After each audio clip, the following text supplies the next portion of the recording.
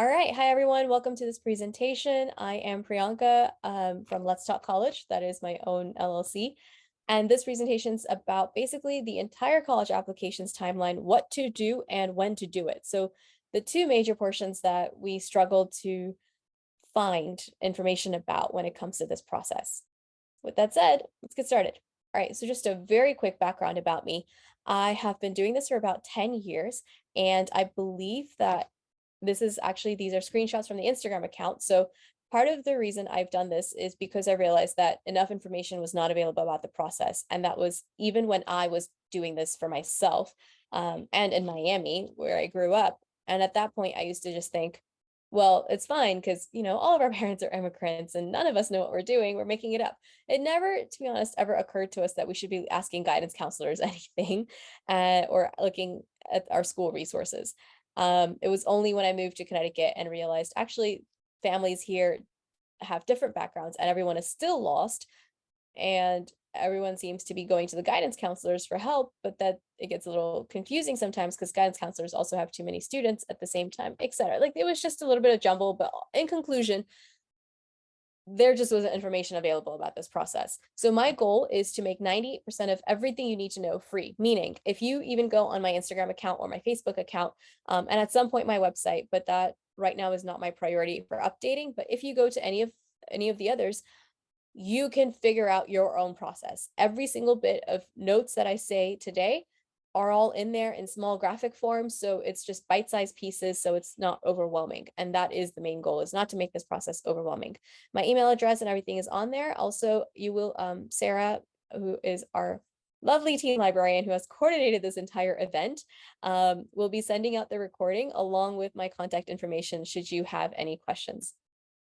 So like I said, everything is completely free. And I keep repeating that because I cannot emphasize enough how much effort goes into just making sure you have everything that you could possibly want. And I try and think of all those ways that anyone could be tripped up in this process, and I post about it. Or if there's a financial aid thing that I know or I found out about, I post about it. If there's scholarships about, I post about it. College search, etc. If it comes to mind, I post about it. And I kind of did this part really fast, but that's basically all the stuff you'll find information about on the accounts. So feel free to explore, no pressure. Today's topics, we will talk about the components of the college application process. So what is it basically? What goes into it? What's the paperwork? And the not paperwork, what's the outside of the paperwork stuff? Then it's the timeline. So what should you do? When do you do it? We're doing a very, very quick review of SAT and ACT stuff. So we're not going to dive into it. That is a completely separate presentation, but we will look at the highlights of SAT versus ACT.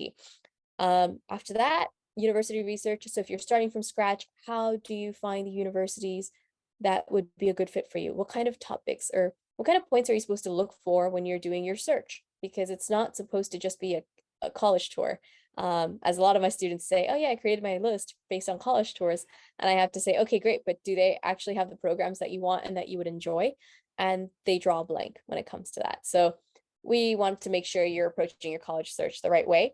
And because I like to conclude any kind of presentation with immediate steps you can take when you walk out, we're going to have a what should you do next at the very end. And while it says conclusion and Q&A, feel free to post at any point in the chat. I will be keeping track of the chat. So, and we're going to have even slides in between all of these transitions where we'll pause, just ask for questions.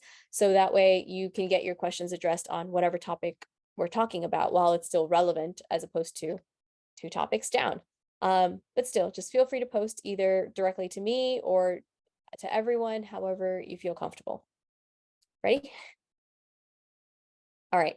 Now, before we talk about this whole components of the college application, one thing I wanted to mention are the current, I wouldn't say rumors because they're current practices, which is the really low acceptance rate universities have at the moment. So you will hear about, oh, the student who has such a great GPA and such a great either test score or they've been playing the sport for so long, etc., and they didn't get into this base university. What the heck happened? And if they didn't get in, then how will I get in?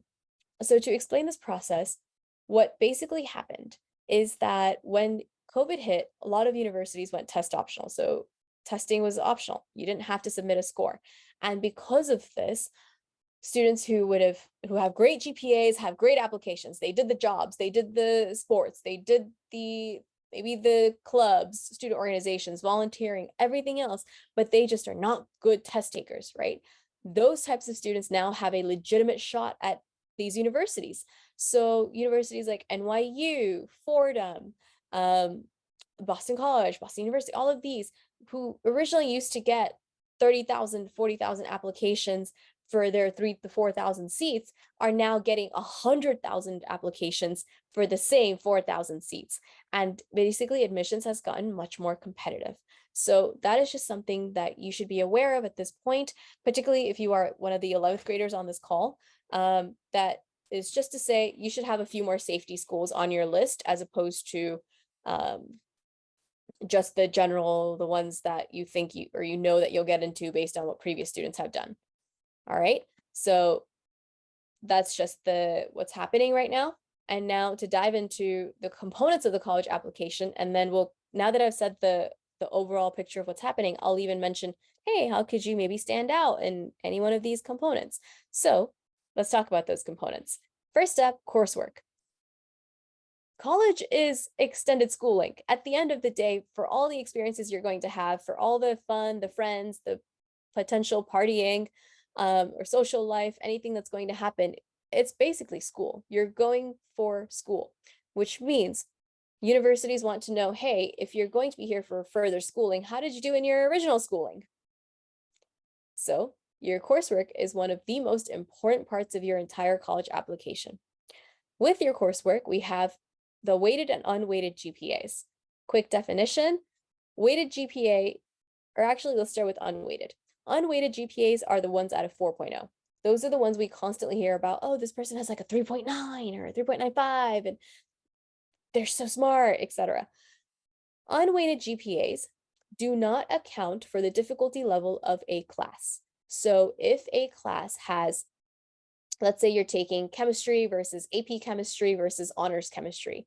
Well, if you get a B all across the board, your unweighted GPA is going to say, okay, great, that's a B, it's a B, it's a B. It doesn't matter that getting a B in an AP Chem class was much harder than getting a B in a regular Chem class, okay? But your weighted GPA will take the difficulty level of the course into account. So in that case, now it's at a 5.0 and they're going to say, actually, yeah, it's a B, but you're going to get like a 0.2 more points for that B as opposed to a regular honors or a regular chemistry class B. Does that make sense? Okay. Don't see any questions yet, so I'm going to keep going. Other than that, so other than the GPAs, they consider the grades in your advanced classes, which means your honors classes, your AP classes. In Barlow, if you're in Barlow, it does not have the International Baccalaureate program. In fact, the closest ones to us, I believe one is in Norwalk and the other one is in New Haven. So we don't have an International Baccalaureate program in the area.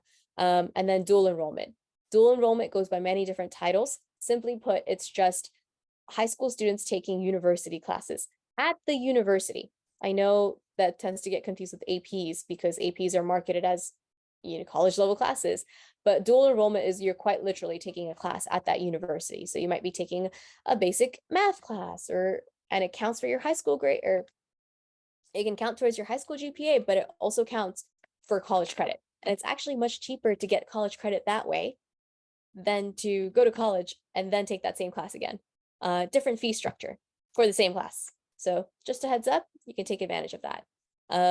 You can look into UConn for dual enrollment or Norwalk Community College locally, and they'll help you out, figure out the dual enrollment criteria and such. Of course, class rank, but Barlow does not do class rank, so we don't really have to worry about that part. All right, next up, SAT, ACT. Now, as I mentioned, that the whole industry currently has gone test optional. Well, that's a temporary move.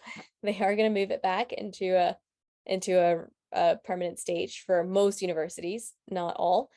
And that's because it's a billion-dollar industry. So the test makers are going to fight it. They're going to fight to stay relevant because they make a lot of money from this testing. Whether the testing is important, whether the testing shows any kind of intelligence in a kid or in a teenager, it doesn't matter. At the end of the day, it's a business, and that business or those businesses, the two companies, want to stay running. So they will fight to stay relevant. And as such, we are going to have upcoming changes for the SAT, and I'll mention those in a future slide.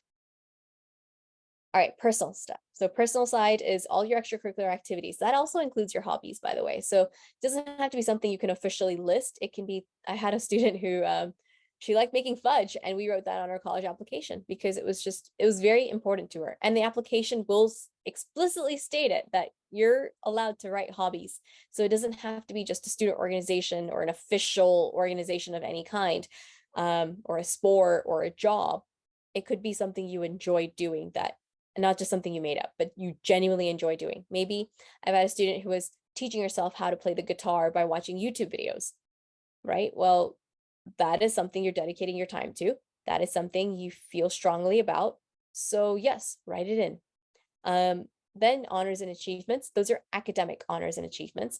For your sports, that will go in the extracurricular activity section. So extracurricular activities will have your sports stuff, but if you are in National Honor Society, or if you're in, for Barlow students, let's say for your junior writing portfolio, out of 6, you made a 5, because getting a 5 and getting above a 5.5 is a huge deal. That's very, very difficult to do. So that's an achievement, right? And you can write that in. Honor roll is also an achievement. So write that in. Okay. And then the final part is going to be your college essay, your supplemental essays. College essay we hear about very often. Supplemental essays are these mini essays that students have, that some universities, but not all, will have. So common questions for supplemental essays will be, why us? Why would you like to attend Fordham? Or actually, Fordham has the talk about an extracurricular activity that you enjoy. And these word count for that will be about 150 to 250 words. About a paragraph or two is what that equals to. And finally, we have the miscellaneous. And in this miscellaneous section, we have the counselor and teacher recommendations. Then we have the interviews. And finally, we have demonstrated interest. The others, so interviews, we have a separate slide on, but let me talk a little bit about demonstrated interest. At this point, I want a slight thing, in case you are rushing to take notes in any way. There is a whole series on my Instagram and Facebook about 6 different ways you could show demonstrated interest. Just a quick recap. One of them is if you open all the emails from that particular university. Some universities actually track that data to see if you are a legitimate student, meaning if you're actually interested in the university, then you're more likely to poke around on the website, see what they have, right? So if they track that and they then they'll have an idea that, oh, you're not wasting their time, that you are legitimately considering their university. So open up their emails. Another one is reach out to the marketing representatives. So the ones who come to your school, or the regional ones, the ones in the area who are floating around, reach out to them and tell them that you're interested. Ask them when the next presentation is, or if it's possible. And they have it at Barlow or at a nearby high school, if it's possible for you to attend, even if it's virtual. Another way to demonstrate interest, do the college tours if they're within driving distance. So if it cannot be done within a day trip, a university will not simply assume that you have the time or the finances to simply take a trip out. Okay, so it won't count against you. However, if it's somewhere like UConn, I mean, UConn's a state university, but if it's like UConn or Quinnipiac or somewhere in Boston, then it might be a good idea to go visit. Okay, those are just a couple ways, as I'm just thinking of them on the fly. But please, please, please check out the in writing stuff just to make sure that you have all your points and resources covered. All right, any questions so far?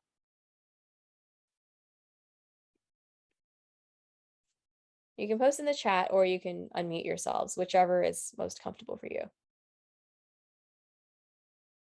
Okay, we'll keep going. All right. Overview. Freshmen and sophomores, you have a bit of easy because your main priorities are your grades and your extracurricular activities. Sophomores, you are doing college tours, but to give you an idea, excuse me, to give you an idea, your college tours are if they're nearby universities, if you or your family you're going on vacation and that town happens to have a university and you want to drive through it or stop and walk around, just give yourself a tour as opposed you could sign up for an official tour, but there's no rule that you only can enter university campus if you're doing an official tour. So you can always just park in one of the paid parkings, the visitor parkings, and walk around and give yourself a tour.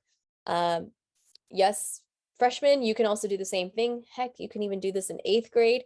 If you're on vacation, you're passing through a town or you're visiting family in a different state and you want to just visit the local university, even if you don't plan on attending, it is a good idea to go visit it.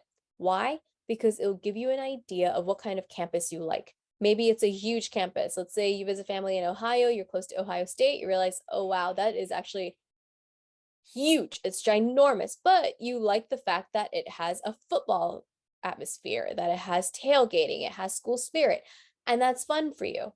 Okay, now you have an idea. Or on the flip side, maybe that's just too overwhelming. It's intimidating to be around all those buildings and the campus is huge and everything. Okay, well, now we know that we need to tailor your college search to maybe smaller, medium-sized universities, right? So you at least start getting some ideas. You create some sort of filters, as opposed to starting from scratch in sophomore and junior year. So that's the main. Then we have test prep, and that's going to start ideally. You want to do your test prep in the summer between sophomore and junior year. So I know we have a few 10th graders in the call. I highly, highly, highly recommend that you do your SAT or ACT prep this summer, because this summer will be the most available you will be. For all you juniors here on the call, you have a fairly busy summer coming up because you have your college essay that ideally you want to do over the summer, your supplemental essays again over the summer, and the official application opens August 1st. And you want to, again, very idealistically, and my students tend to, because I'm on top of them, but if you're managing this and you're creating your schedule, you want 95 to 98% of all writing completed. Oh, whoops, sorry. You want 95 to 98% of all your writing completed by the end of summer. We have a question, and the question is, do I recommend SAT prep overall? So we are going to talk a little bit about the SAT stuff. I promise I'm not ignoring your question, but there is a slide on SAT stuff because it is relevant. But for now, just know that if you're going to do the prep, this is the best time to do it. And I do recommend testing. Let's put it that way. So while the universities have gone test optional, I highly recommend testing, because what happens is one of the factors in the national ranking. So you know how we always hear the top universities in the country are, and it's always Harvard, Princeton, Yale, and the whole list goes down to the top 100 and so on. Well, one of the factors that goes into that ranking system is the average SAT or ACT score of the incoming class. So if your numbers basically can make a university look good, that can only play in your favor. So I think that actually just answered your question too, is yes, I highly do recommend taking the test, and I highly recommend preparing for it. And there are resources online to help you prepare. Khan Academy is free SAT prep, and it doesn't matter if you haven't taken the math yet. So if you are going to take Algebra 2 next year, and you're currently a sophomore, and you're going to be a junior next year, it's okay. The test does not cover everything about Algebra 2. It covers about 7 topics that you have to get really, really good at and get practice with, but it's just 7 topics, not the entire 25 to 30 that you learned in school. Okay? And then we're just gonna go break that down even further. Okay, juniors, we're doing this by month and by semester. So if this gets confusing, bear with me. If not, we have another slide with the same information again, just to help this sink in, because junior year is going to be very important and we don't want to overload you with work. Okay, we're going to talk about the college search process, so don't worry about what that consists of at the moment. Just here are the main highlights. So number one, this is the summer when I said, oh, between 10th and 11th grade, you want to do your test prep. Because look at what happens. These months that the SAT, ACTs are offered do not change. The dates, of course, will change within the month, but most times it will be the first Saturday or the third Saturday. If it's this SAT, it'll be the first Saturday. If it's the ACT, it'll usually be the second or third Saturday of the month. They never overlap. But ideally, what you want to do for current sophomores going to junior year, you want to take the SAT in August. And it's going to be the weekend before school starts. It's August 26th. You want to do it because that's when you have most time. That's when you can actually put in the energy. So I'll give you examples. I've had students who've needed 200-point jumps or 150-point, 200-point, just heavy jumps in their scores, right? Well, when the school year is going, you have your tests, quizzes, projects, essays, sports, everything else to manage. And an improvement like that is going to take a lot of homework. It's not something I can just say, yeah, for sure you're going to get it. You can get it because it's effort, but you're not going to have time to put in that level of effort. But then if I see you over the summer, so my summer students, I'm going to load you with homework if that's what it's going to take, because now I also know that you have time. So I don't feel guilty assigning you extra work and expecting it done if you want to see that score improvement, right? So having put in that effort, it's best to take your first exam in August. And a lot of students, to be upfront, even after they've done all the mock exams, don't do so well in the first exam simply because it's the first time it's that, oh, wow, this is real feeling kicks in. So they don't do so well. But then you see the score bump on the October SAT. So if they were doing really well on the mock exams and they bomb the August exam, chances are they'll match their mock exam for the October one. The first exam was just oh, I'm afraid, I've never seen this before, and oh, this is actually real. It's not a mock exam anymore feeling. So for a lot of students, I found out that I can't be too hard on them for the first test. But second onwards, then you see the score improvements. And look at that, you have 4 opportunities before the holidays ever hit. You could just be done testing. Most of my students for at least the SAT will take the August, October, and then December. And that way, between October and December, you have time to work on any improvement that you need to. Unless there's a sport or training or something that's going to kick in which case you decide your schedule. Then, of course, after that, we have midterms kick in January. So, and thankfully there are no SATs, but a lot of students actually start studying for the March SAT in January. Keep in mind, most of your month is going to go to midterms and midterm prep or just rounding out the quarter. So you're going to be busy. I'm not, as a tutor, I get my students, I see them, but they can't get all their homework done in January. February is a good month, except for February break kicks in and then suddenly students disappear for a bit, depending on if they have a week off or just the extended weekend as Barlow does. March is the free SAT. So the free SAT is the state of Connecticut actually pays for public school juniors to take a free SAT. And that's going to be yes, it's going to be in the early 20s of March. So it's like March 23rd, 24th, 25th, whatever that Wednesday is that falls into it. It's going to be a normal school day. Now, when I wrote this SAT, I mean, there's a national one. The Saturday exam is offered to everyone nationally, and you have to register yourself for it. But on top of that, there's one offered in school, and you do not have to register yourself for that. And a lot of students receive that advice that, you know what, March is a good time to actually start your SAT prep. And that is very crummy advice, because when you start in March, what happens is, great, you find out your score in April. Well, April has spring break, so a lot of families, especially in junior year, are doing college tours and such. Then, but fine, maybe even if you're home, you start your APs, and AP testing is the first 2 weeks of May. This SAT is the first Saturday of May. So there's limited study time. What are you going to be studying for, your APs or your SAT? Then June hits, and June SAT is also the first Saturday of the month. And finals, well, that depends on how many snow days we've had, because you can end up starting either the second week of June or we might start a little bit later, but even then, teachers are still assigning projects, work, extra work, whatever it is to round out the school year. So again, what are you going to be working on? Your SAT prep or your school work? Okay. And I usually tell students that, you know what, for SAT stuff, you could always do it over the summer, but you need to pay attention to your grades. So I tell them that grades are a priority, and then sleep, and then SAT. But that's just the overview. Any questions so far? Okay.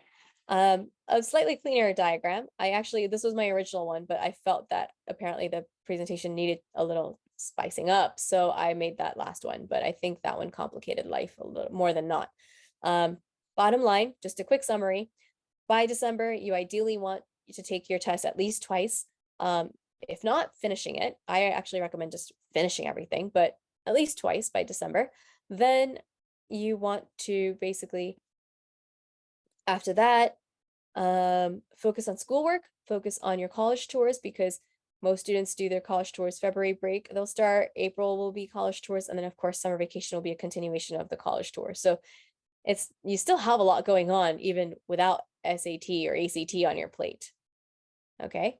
And make sure you have a clear college discussion as a family. So when I say college discussion, I don't just mean, oh, what majors, what universities, but also what finances are we looking at? How much are we hoping to get in either loans or in scholarships or in assistance from universities, which really, when I say assistance, they call them merit-based or just financial aid. But when it comes from universities, they're not loans. They're usually just scholarships. But how much are you expecting to get? What's the location you're looking at for universities? Do you want it to be nearby in New England, let's say, or maybe you have family out in California and you're okay with that? Up to you, right? But this is a good time early junior year, or not even over the summer, to be honest, to have that discussion and be very straightforward about what happens. Also, one thing, because I just recall that we have a homeschool student on the call.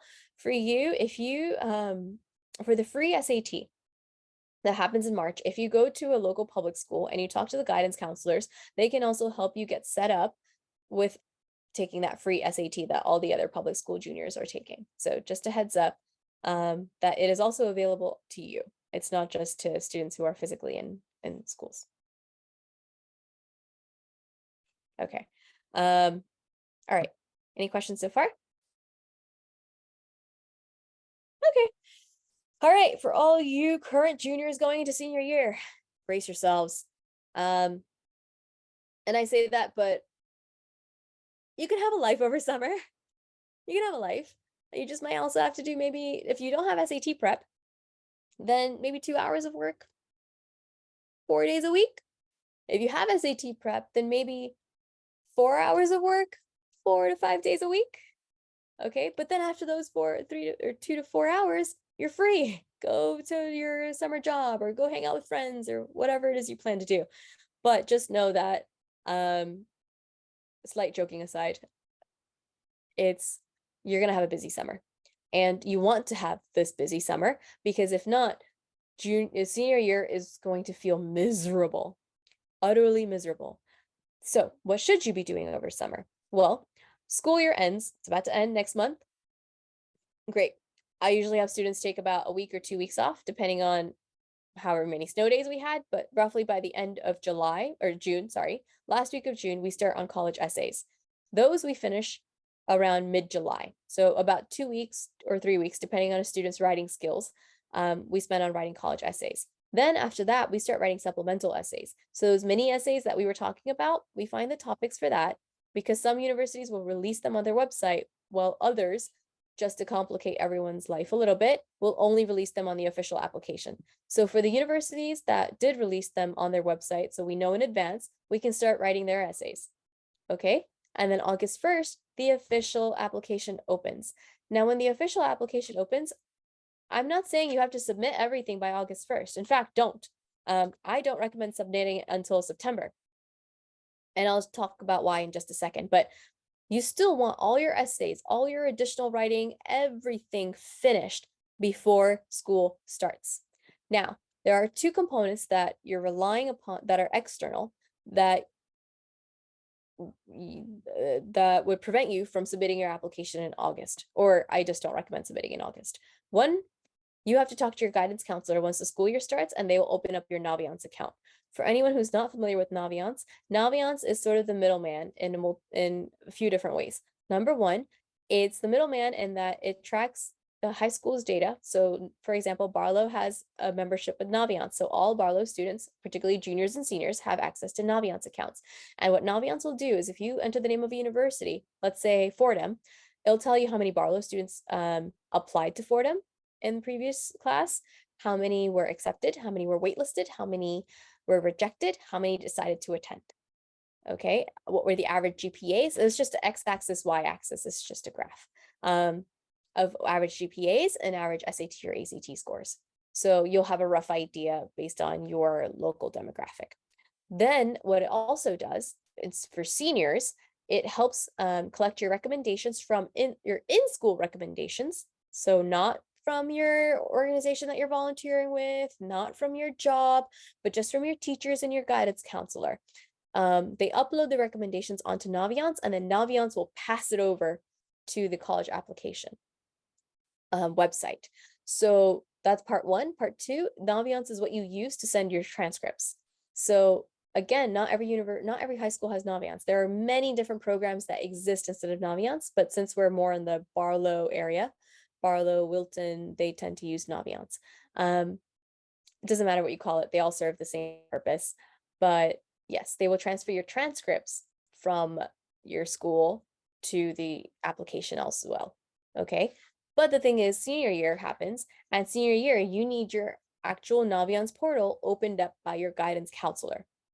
So make sure you schedule your appointment with your guidance counselor to have that done, right? And then second thing, so after your Naviance is open and everything, it's just recommendations follow-up.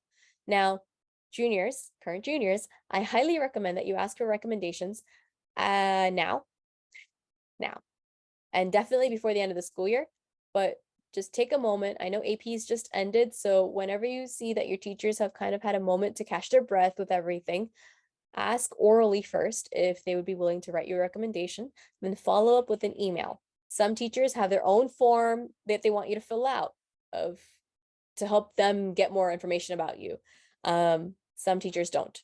For the ones that don't, just send the follow up with an email and give them 3 to 5 points of just information about yourself. Or, hey, Mr. Pinsky, do you remember how I used to come in for extra help or whatever it is, right? So help them jog their memories because they have over 100 students. Even if you're their favorite student, they're just not going to remember everything that may have happened. So help them out because they're trying to help you when it comes to a recommendation. Teachers are the ones doing you a favor, right? So we want to make sure we give them all the resources and help that they need to write this. And you can ask for those recommendations now. You can send the emails and everything now, and you'll follow up in August. So you're going to leave them alone for a few months and then follow up about the second week of August. And after that, you can follow up every other week until your recommendations are submitted. Okay. Not every week, every other week. Give them time. Okay. And we started this early, so we can afford to give them time. Now, a few other things. So when it comes to first, deadline stuff. So I'm going to jump to another slide because I'm also sure, you're probably tired of looking at these. Okay, admission cycles. Seniors, upcoming seniors. Four types of admission cycles you need to know about. Number one, early action. Early action is not binding. So basically, it's just an early deadline. And private universities do this, not generally the state universities, but it's just an early deadline. So you're basically, and those common deadlines are November 1st or November 15th. And November 1st or November 15th. And at that point, you apply. Most people procrastinate. So they'll wait until the regular deadline to apply instead of doing that early one in November. But the thing is, applying in November gives you an advantage because everyone else is procrastinating. So you now have a smaller pool of candidates you're competing against. All right. It also shows, that's actually another way of showing demonstrated interest, applying early. Next up, we have early decision. Early decision is binding. It's a contract and it's the same application, but it's just, there's a drop-down menu and the drop-down menu will ask you, oh, are you applying early action, early decision, or regular? One of those three, depending on what the university offers. So if you say early decision, what's going to happen is once you submit your application, they'll ask you for a parent's email address. And that parent will then receive a electronic contract that states that if accepted, you're going to pull your application from every other university. So you're going to basically email every university and say, hey, I would like to withdraw my application, please. All right. That's what early decision means. Regular is just the one deadline. So for example, UConn has a lot of state universities. They don't play this multiple deadlines game. They just stick to the one number because they have so many applications coming in. They just don't have that time. They have the one. So for example, UConn will have it somewhere mid-December. It's usually like December 12th, 13, 14, whichever one that Friday, Saturday falls into. That's going to be the one and done thing. All right. And then finally, we have rolling admissions. Rolling admissions is the ongoing cycle type of admissions. So in this case, they'll say, okay, if you apply between August 15th or August 1st to March 1st, we'll let you know within a month of your application if you were accepted or not. And that means you find out in a month if you were accepted, whatever it is. And if you're genuinely interested in that university, then apply early when more seats are open. Okay. Now, there are advantages to early action and early decision because you have a smaller pool of candidates, especially for the binding. For the binding, just make sure that you can pay for the university. Pretend if you're not going to receive any kind of help, can you actually afford to attend that university? If not, then it may not be the best move to apply. But early action, you can do the early action deadline. I also just recommend submit all your applications between October and November just to have them done, unless there is something you're waiting for. Maybe there was an early action. And for early action, early decision, let's go back to the slides. For early action, early decisions, if you apply, there we go. So if you apply in November, you generally find out mid-December. Some in January, but mostly it's mid-December. And if there's an early decision cycle 2, that will be January deadline, January 1st, January 15th, and you'll generally find out a month later, mid-February. So what universities will do is first they'll have 2 early decision cycles because they want as many contracted obligatory students as possible to fill their seats because it guarantees them students, which means their business can stay running. And then what happens? So if you submit earlier on, and let's say you want to, you submitted most of your applications, but you know what, you're going to find out in December. So maybe you'll hold off on the 1 or 2 applications that are due in January until you find out about the December ones. That's okay. But I still have your writing done. That's what I recommend. Just have your writing done. Good. Any questions? Do we need a break? Is this too dry and boring? I'm kind of feeling dry and boring on this. Because it's just a lot of material. So let me know if it does get dry and boring, or if you need to go take a walk, go take a walk. All right, quick testing overview. When I say quick, super, super quick. As you can see, the differences between the 2 exams, reading versus, and the constants you will notice, ACT will always have more questions than time. If you want more time, SAT is the test to go. SAT has a no calculator section at the moment, and it's not as difficult as it seems. It's just sounds intimidating because we're so used to having that security blanket of our calculator, but it's doable. English is just grammar, basic grammar, nothing complicated. But students tend to actually not do so well in the grammar because now we're used to having Word document or spell check or Grammarly or autocorrect fix everything for us. So this is where this probably may be the one time that we get hit. We actually feel it. And then SAT, there's no official science or history section, but that's simply because they put in, when they say science and history, it's really just science is, we put in visuals and you'll have visuals in reading and in math, and we're just going to pull the questions based on the visuals and give you a score for them. Science on the ACT, on the other hand, is an official section, and it's really just an extended reading section. You're just one side of the page, or one page is all visuals of some kind or an experiment description, and then the other side is questions based on that information. It's just a matter, and students actually don't do so well on this part because of the time crunch. So it's not because it's difficult, but jumping back and forth and back and forth and back and forth looking for everything can take time. And that's where student scores can take a hit. Okay, average score for an SAT is about a 1050 to a 1060, 1070 range. Average score for an ACT is about a 21. Notice they take about the same time. So no one is taking one exam over the other simply because one finishes faster. No such thing. Oh, one clarification on the math. ACT does in fact include pre-calculus. So it's not, whereas Algebra 2 is the highest level of math you will see on the SAT. Just to be aware of that. It is the most flexible part of your application because whereas every other part, your GPA, your extracurriculars, sports, whatever else you do took about 3 years to create, this took 3 hours. So if you don't do so well one time, okay, well, study, and then maybe 2-3 months later, go back and test again, right? So that's possible to do. You can't do that for any other part of your application. All right.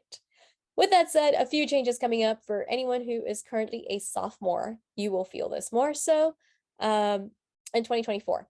Now, with that said, as I mentioned, I know the question is going to pop up, so I'm going to address it now. I told you earlier that I would recommend testing or starting over the summer and then testing until by the month of December. But if you're a current sophomore, you'll see the current version of the test until December, and then come March, you're going to see the new test. The university will accept both exams. Okay, so there's no such thing as, oh, we have to submit the latest exam. No, the university will accept both. The same thing happened in 2016 when we switched to this current version of the test. Second point is I recommend taking the current version of the test because right now we know as tutors, as test prep companies, we know what the current test looks like. The March, we're not going to see it for some time. So then tutors are going to be scrambling to figure out the strategies and techniques. Companies, unless they're very big like the Princeton Review or Kaplan or something, they will also be struggling to just quickly figure out the strategies and everything going on with the changes. Okay, so I recommend that taking advantage of the old knowledge that currently exists and taking the old exam, or the current exam, I should say. This one will be 100% digital. The content is supposed to remain the same, meaning it's only supposed to go up until Algebra 2. Reading is still supposed to be read the passage, but instead of reading the passage, they're going to have you read maybe a paragraph's worth, but maybe a longer paragraph, answer a question based on that. It's 100% digital, still scored out of 1600 as it is. Now you get a timer at the corner of your screen, so that's just going to be on the top right corner. And that's what they say. And oops, any current junior who took this time, who took the test, you guys actually did this one. The one that you took in March, that free SAT. You guys were part of the guinea pigs for this overhaul. Because the state partners with College Board, and College Board basically said, hey, can we use your students just to see if this whole test works, if our program and system works, if the exam questions are accurate enough, if this is actually a good way to go, or if we need to make tweaks, right? So they're still creating and changing up the exam. Okay, and these are the upcoming test dates. This is the last slide having to do with anything test related. So do we have any questions on testing? I forgot to mention, on the new test, it's actually 100% calculator. I don't think I put that on the slide, but I need to make that change. With the new test, there's no longer a no calc section. It's going to be 100% calculator based. And instead of taking your own calculator, which is what current students get to do, you have to use an online calculator. College searches. Okay. Since it's getting a little dry looking at the PowerPoint, so we're gonna go online. Number one, I'm gonna stop share and then share my desktop so we can see everything. Okay. And yes, I did call my own presentation of dry. Number one, if you are starting your college search, or if you just need to add to your list, good resource is College Word College Search. I'm typing it into Google. You see exactly what I typed, and that way you know what you're looking for or how to get there. Okay, so College Word College Search is what I typed. You scroll down, the link is called the Big Future College Search, blah, blah, blah. Click on it, and this page pops up. Now, there are many more filters than this one, but just to prevent anyone coming onto the website from being overwhelmed, they only put in the 4 for now. Pick one. So let's say we don't care, maybe it's not, we don't care public or private. We might not even have a preference for special missions, and maybe nothing here. Okay, show colleges. Okay, so far we have it down to 2000 something, but notice a few more filters popped up. Now, if you actually log in, so all students have a College Board account, and if not, it's free to create, but you have an account, particularly all those ones, the public school students, because when you've had one since you started taking the PSATs. Okay, if you put in your information, and I'm access denied because I have to log in. But that was what I was getting at, is if you log in, you can even do this reach, safe match, and safety game. And if not, then we can still play this. So this is actually a new feature for this particular school year. They started it. Otherwise, we had the remaining. So if you have any preferences for majors, one thing to note, if I pick, let's say, 2 different things here, so I'm just going to go with what I see. If I say agricultural and food products processing, and then I also click on this option reads as and, not or. So they will narrow it down to universities that have both programs, not either or. Okay, that's important to know, because if you could do without it, then maybe it's okay if we just click on one and not the other. All right, so then we click on majors, and let's say some of the most common majors, very, very saturated, so just be careful if you're applying to them. Business is very common. Social sciences, so psychology, very, very common. Biology, pre-med, also very common. Okay, but if you're going to pick something else, then have at it. For all the other ones, you can choose that when you apply. You can put in, oh, I'm applying for psychology, or you can just say undecided, up to you. So let's say we'll do, I don't know, bioinformatics. Let's add and show university. Now, if you don't know what it is you want to study, I just want to clarify, you can just leave this blank. Okay, then pick by location. And location could be specific states, or it could be from zip code, or you can even choose international. Not every university, but there are a good amount of international universities included in this database. So that may be of use as well. If you have states preferences, then let's say Connecticut, let's do Florida, because that's a common location. Where else? Okay, New Maryland, Massachusetts, then New Hampshire, maybe New Jersey in there, New York. So just trying to pick all the Northeast and Florida, basically. Vermont. And let's call it a day there. Okay, continue, show colleges. And we have 338. So if you keep going, and affordability can be, oh, how much of the financial need is met? Application fees. Don't worry about the application fees thing. If finances are actually a concern for you, then just email the university admissions and let them know that, look, I'm very interested in applying. Is there any way that the application fee can be waived? And they'll basically give you a coupon code that you enter when you're supposed to submit the application and put in your credit card information. You can enter that code in and it'll be waived. You can pick the size of the university. So remember how we were talking about the large state universities versus the medium and the small and so on? This is where you can pick. So maybe you do care for the large. Maybe you don't want to be in the middle of a city, but you also don't want to be in the middle of nowhere. Or maybe you don't mind, right? So anything you don't have a preference for, leave it blank, because it is possible to narrow it down so much that nothing shows up. And that's simply because even if a university has the resources, they may not have checked that box for this database. So then nothing shows up. Okay, so maybe now we have 11. It's rare to actually get something so small of a list. I may have to go back and make a few changes. But now what happens? So let's say you have some kind of a list. Usually it's like 30 universities, some end up with 40 universities. Well, going back to the PowerPoint, we'll come back to this point later, but going back to what should you look for? 4 major points. Number 1, if you know what kind of career you want, or just a field you want to explore. Some students I've had wanted to do or try out graphic design, or they wanted to do engineering, but robotics. Some wanted to do psychology, and so on. And then most of them had no idea, because no fault of theirs, our education system is just not designed to help us explore careers. Okay. With that said, great. If you're paying a lot for that university, how are they going to help you figure out what it is you want to do? That's research that can be done online. Every single one of these points I'm going to bring up are all points that can be found, information can be found online, okay? You don't have to go there physically. In fact, I recommend doing the online research before scheduling the in-person tour, because you want to know that it's worth looking at. Does it have everything I need? Okay, cool. Now I will make the time to go check it out. Otherwise, you may end up just spending money on or time and realize, no, it actually doesn't have what we need. So how do they help you find out? Now, where you'd find this answer might be in the Career Center. So look at the Career Center stuff.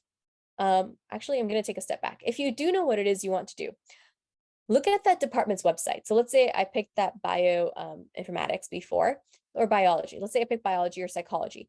Okay, great. Look at that department. Look at the Department of Sciences. Look at the Department of liberal arts, whatever it is, or I should say liberal arts, whatever it is, and then just see what kind of program, what kind of classes would you be taking if you're a psych major? Because just because you have a certain degree, or you're going for a certain degree, doesn't mean you'll be taking the exact same classes across different universities. A biology major at one university could have completely different classes, or not completely, but at least maybe 50% variation than someone at another university, right? So you walk out with the same degree, bachelor's in biology or bachelor of science in biology, but you had a completely different experience. So look at the course list, look at the faculty. What kind of careers have they had? Do you see anyone there whose career you would like to use as an example for your own, that they did something super cool, or you want to talk to them about their career? Maybe they could serve as a mentor, right? Write down all of this, track it on an Excel sheet or somewhere. Organize this information. It's going to come in handy for your potential future interviews. It's going to come in handy for your essays. It's going to be handy. So you're going to write this down.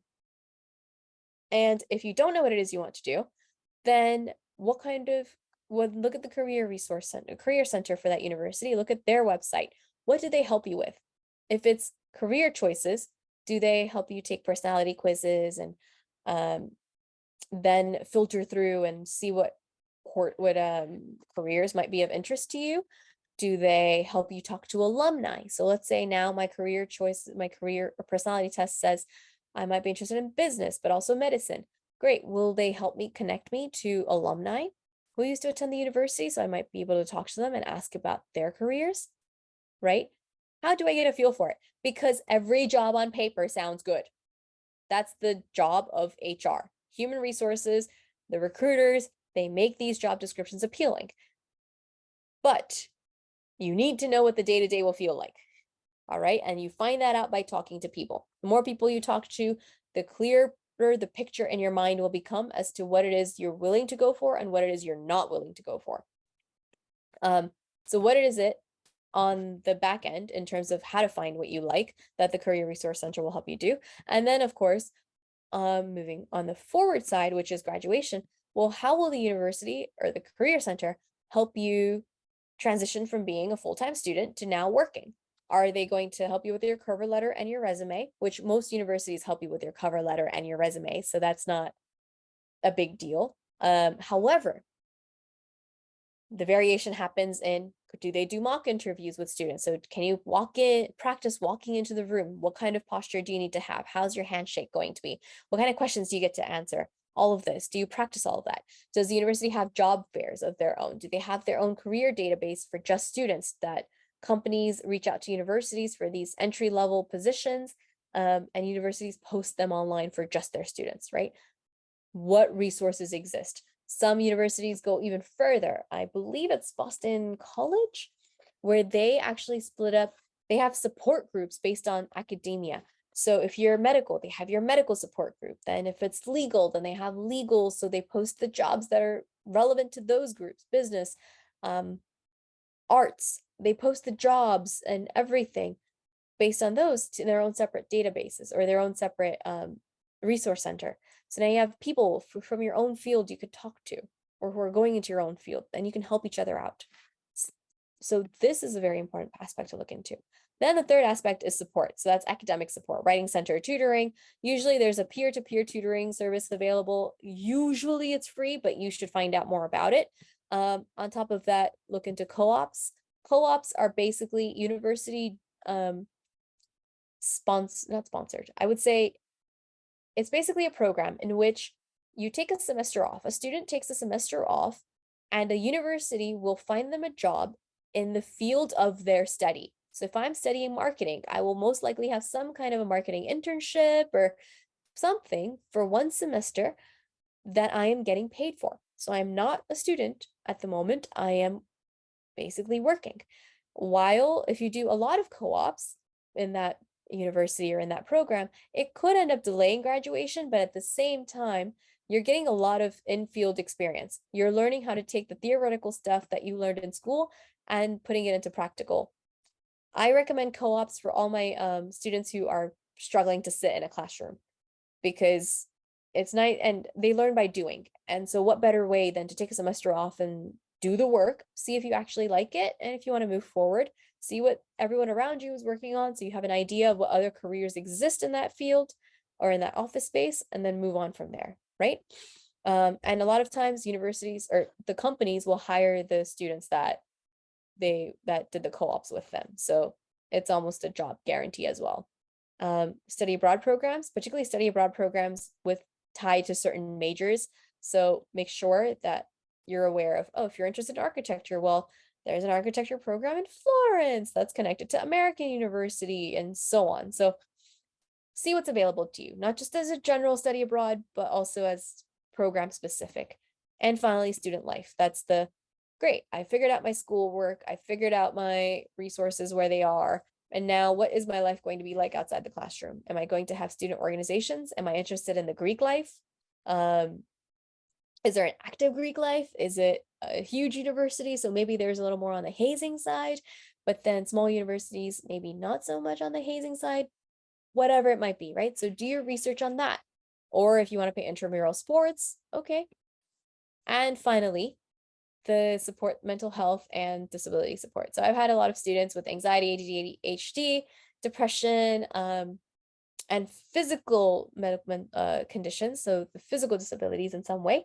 And I always say just it's better to know what your resources are before you walk in, because you never know when you'll need them, right? Even if it's test anxiety and you find out, oh great, this school has counselors that will come that I can talk to for free. I just have to go in and schedule.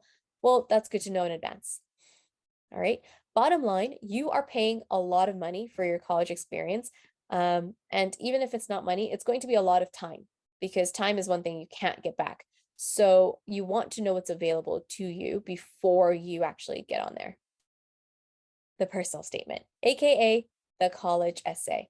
Just a very quick snapshot, especially for all you upcoming seniors. What makes you you? So word count on this will be 250 to 650 words. You don't need, and you physically cannot type in more than 650. If your word counts, if you're, let's say on Google Docs, which is how most of my students and I do our college essay stuff, and you're copying and pasting it into the text box on your application, if it crosses 650 words, any word after that 650 will not show up. So they're very strict on the 650 thing. And sometimes there was one year when there was a glitch and my student and I were so sure it was 650 words because we word counted it on Google Doc, and then it kept saying, no, it's 651, 652, whatever. And we had to keep finding words on this essay that we wanted to cut. And at one point it just becomes very difficult to cut words on an essay. But that's usually the game you end up playing. It's not, oh, can I get it to 650? up there. It's more of, can I get it down to 650 and say what I need to say? The topics, you can actually, so if you're a current, let me actually just show you. Let's go on the internet. So Common App, and look at what I'm typing in. It's just Common App essay prompts, or you can just say Common App essay or college essay. It's always going to be first year prompts. Notice this one says for last year. They don't really change them. Oh no, this one's current. And the other thing is topics come out usually around January or February of junior year. So you have plenty of time to write your essay. Not to say you should. I'm not saying you need to start your essay during junior year. I stand by what I said before. You should start it over the summer. So there are people, I've had students who are like, but my friends or my classmates are starting their essays now. Why? You have schoolwork to focus on. Prioritize schoolwork. These are the topics. Background, identity, or interest, talent that's so meaningful that you feel your application isn't complete without it. Okay, please share your story. Maybe there's an obstacle you've encountered that later became a foundation to your success. Tell us about it. Reflect on a time you questioned or challenged a belief. What happened? Reflect on a time someone did something for you. This particular question came up during COVID. So they changed the prompt. Otherwise, they repeat, these are the exact same topics that have been there for about 3 years now. So they simply changed the label, but it's the same topic. Discuss an accomplishment, event, or realization that sparked a period of personal growth. Some idea, concept, anything that you find so engaging that you lose all track of time. And the final one is always, always, always there, which is share an essay on any topic of your choice. Okay, so your topics, current juniors, are already out, and you just saw how I found them. Good. Another thing, if you want sample essays, just look on Google Johns Hopkins essays that worked. I like them the most because they also include admissions committee's feedback. Other universities will include, let me just type this in. Other universities will talk about the essays that worked, but we never know why they worked, because if you just read them, they might not make any sense.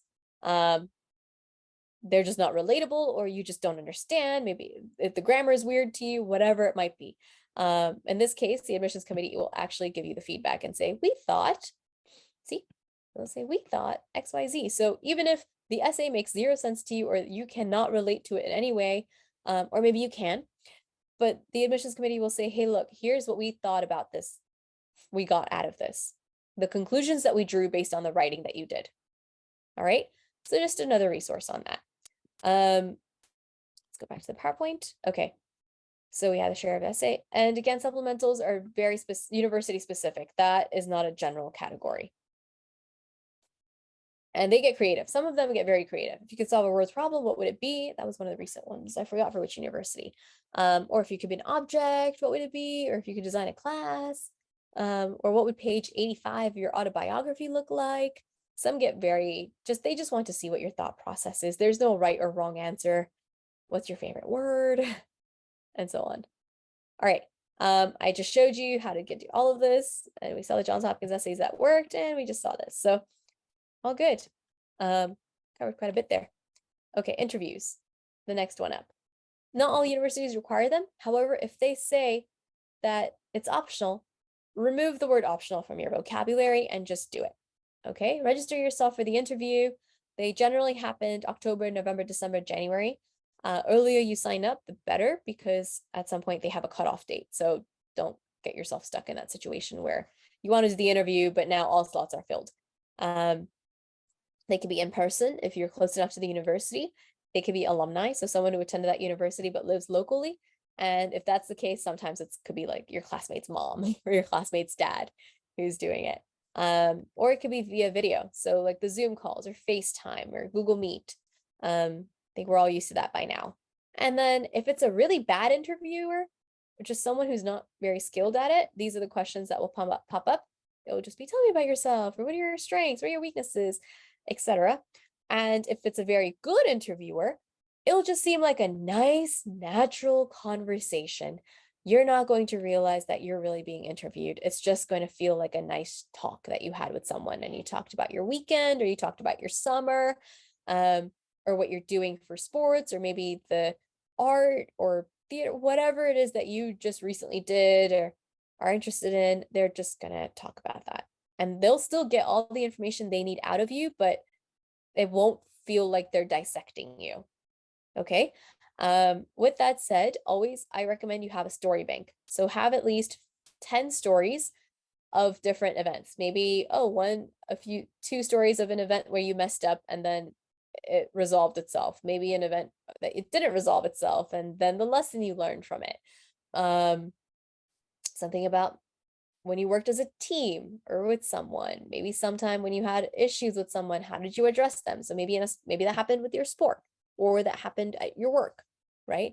So come up and create a story bank. The same, by the way, advice applies for job interviews as well. So when that time comes, also create your own story bank. Just so you don't have to sit there and think, wait, let me see, and so on. All right, so far, so good.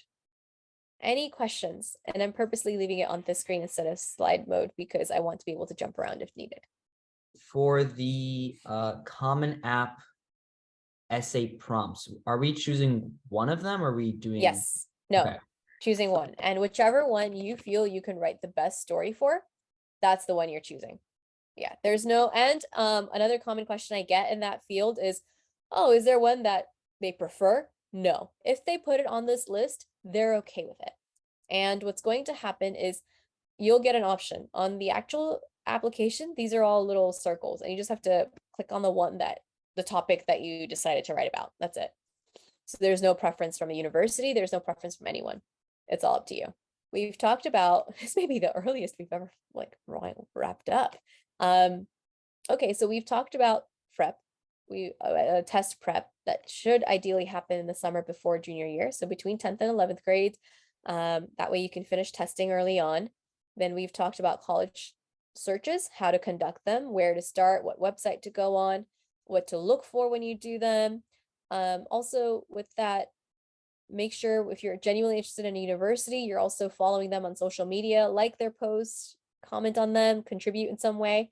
Doesn't have to be every day, maybe even once a week or once every 2 weeks. Then social media, follow them, check them out that way. What else? I think those are the major points with the college search itself. College tour, make sure you do your own tour at the end, because any tour that they give you, again, it's scripted, which doesn't make it a bad thing necessarily, but it's marketing, right? So you're going to see the good sides of the university. So make sure that you're also hanging around at least an hour or two after the tour, walking around by yourself, checking out, maybe try the food, just sit down, find a bench and just watch the movement and activity around to see what everyone's doing in their free time. Is it an active campus or is it one of those campuses where everyone just finishes class and leaves?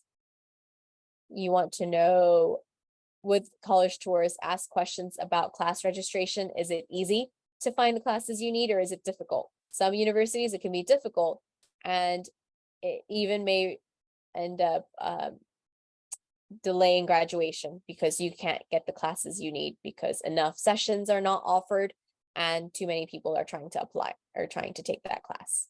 Okay, so those are just a few major points. Of course, there will always be questions about university protocols on safety. What do they do for that? Any questions on admissions or financial aid you can ask. I think those are the major points. And by the way, anyone you ever talk to from any university, make sure you keep track of their names.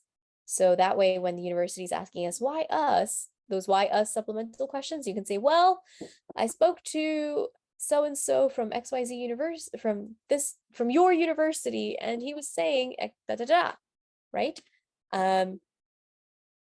So you want to be able to say, look, I care so much that I paid attention. I kept track. All right, then seniors, you guys have your essays cut out, your supplementals, your college essays. Applications open August 1st. And like I said, you want pretty much all your writing done. Your application should be filled out. The only reason you have not hit submit yet is because you need to talk to your guidance counselor and get your recommendations together and your transcript and everything.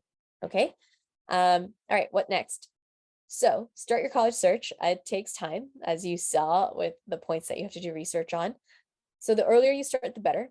Conduct virtual tours whenever possible. Again, virtual tours could be those online information sessions. They could also be the actual virtual tours where some universities have this like 3D virtual reality thing designed, especially during COVID. They had to step it up because of COVID, the competition that happened there, where where they still have to get students, but how are you going to get students when they can't come see your campus? So some really stepped it up. So check that out. And then if you are considering with the SAT or ACT, I recommend taking a free test. Prister Review is a good resource, Bridgewater Prep.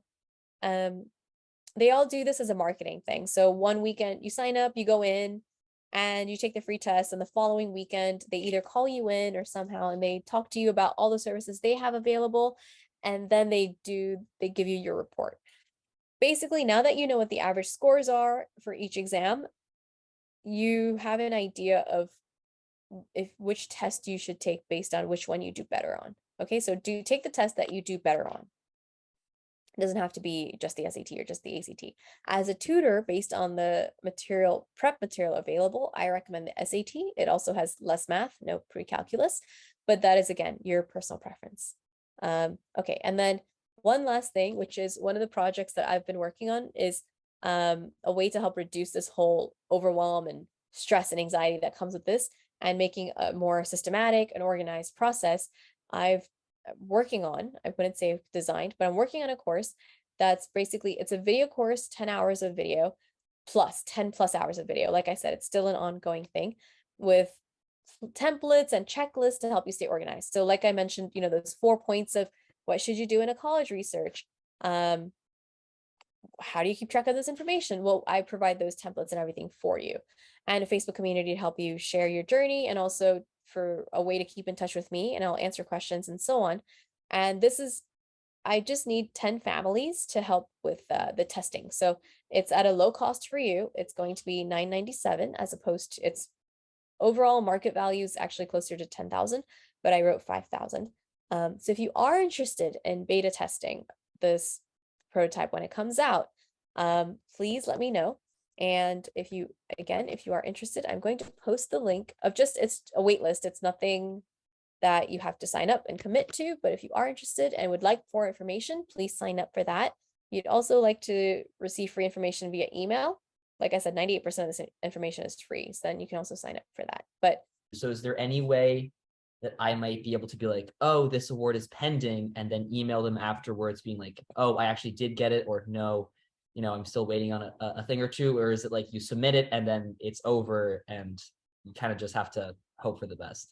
no, you can email them. So that is a very good question, because I can address multiple points on that. Not even just your award stuff, but if you're waitlisted or something, same process applies. Rules are, so let's say you find out September, October. You can hold off. So even though I said, oh, you can submit your applications in, let's say, October or September, October, you can hold off until the actual deadline, until you actually find out. And on your application, there's an additional information section where you can do the write-up about this. And because you did this huge project, you need to be very good at talking about it. There are lots of students who do really cool things, or even really simple things. But if you're really bad at telling the story where the reader is bored out of their minds, it doesn't matter that you did something fascinating because I fell asleep on your paper. Okay. So make sure you get good at telling it. And then, yes, you can email them. So let's say you apply early, and even if there was no deadline, you applied early, you can always follow up with an email and say, hi, look, just wanted to provide you, I'm still interested in attending your university. And this is actually called a letter of continued interest. You're indicating I am still interested, and please, please, please keep an eye out on my application.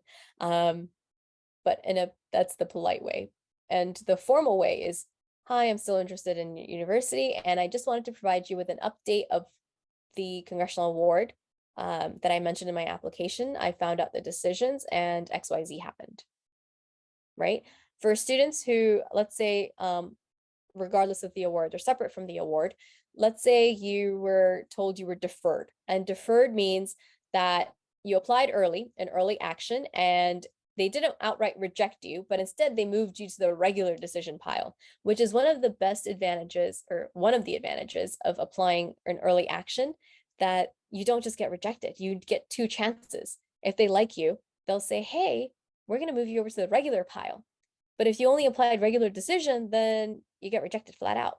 But let's say you applied early and you got deferred. You can also write this letter of continued interest or an email of continued interest that's basically saying, hi, I'm still interested in attending university. Um, and here is what I have been up to since I applied. My current coursework is XYZ. My current extracurriculars are XYZ. So the sport that I'm taking or whatever else I'm doing. And you want to be specific and mention that. And by the way, since we're on the topic of appeals and letters, there's another letter called your financial aid appeal and or letter to appeal financial aid, whichever official title you want to use. But really what that means is when you finally find out in usually around March, April, that you were accepted to a university and university might say, congratulations, you were accepted into, let's say, Fordham. I keep saying Fordham because I talked to somebody earlier and they had Fordham on their in mind. So let's say, oh, you were accepted into Fordham and we're offering you $2,000 in merit aid one-time payment, or it could be, oh, every year, but you were hoping for more. What you do in that case is you appeal the financial. And what that means is you write one page letter that simply states, first of all, thank you so much for your acceptance. I'm very interested in attending this university. However, we have a bit of a financial concern. But and then you have to be very specific about your finances. So this is where the vulnerability part comes in because you kind of have to open yourself up and say, look, here's the cost of the medical bills that we might have, or here's the cost of whatever is going on in your life that we have. And is it possible to help us out and in any way? Right. And a lot of times universities will, in fact, help you out in some way. It may not be the exact figure you were hoping for, but they will help you out and change their package. So those are the two major types of letters that you should be aware can be written to a university. And it's on Instagram too, just in case. And it'll be in the course that I'm designing. So if you're interested, let me know. Campus Tours is a good resource to help you find information about booking your tour, but really it just takes you to the university's website. So you could just Google the name of the university and just do campus tour. Unigo College Reviews is a good resource for reading pros and cons. Students, this one's particularly relevant to you because they're basically your peers. They're older students or current students, I should say, who are writing down all this stuff. So is the food good? Does it taste bad? Is there stuff to do around campus? Are the professors helpful? Is the university atmosphere worth it? All that stuff. Um, so it's fun or it's informative. Is there school spirit? One of my students actually found it years ago, almost wow, she graduated by now. Yeah, so a very long time ago. And since then, I've been recommending it to students. Looks very simple on here. You're easily looking at 2 to 3, maybe at least 2 hours of research per university, unless you can filter out by, oh, that's not such a great program and then switch over. Everyone, thank you so much for coming.